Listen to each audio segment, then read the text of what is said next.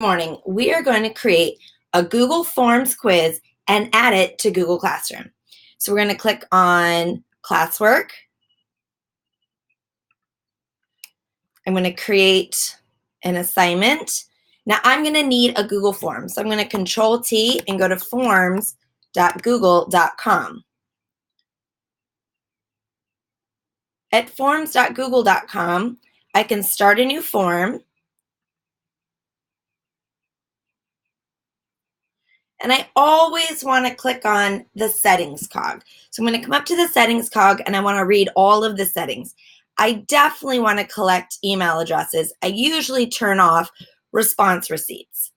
I don't want to limit to one response because for some reason, some kid needs to take it twice and then it's a disaster. So I can tell that they took it more than once. I'm going to go over here to the presentation tab. I'm going to give them a little message.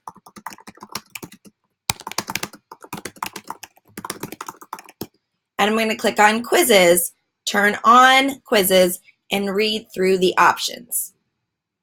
So once I set my settings, I turn on quizzes, I ask my first question, I click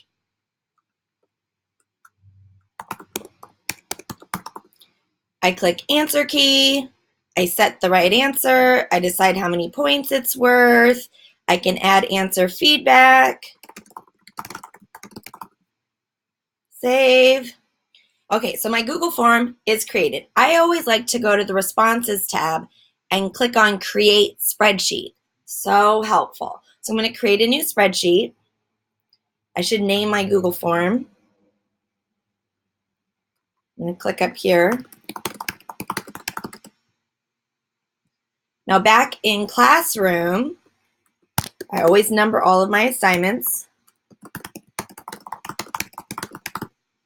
I click on the Google Drive icon because that's where Google Forms are. They're in Google Drive.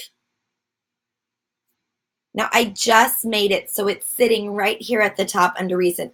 But what if I didn't just make it? You'll notice when I click the drop down arrow that forms is not an option. That's a glitch that they are aware of.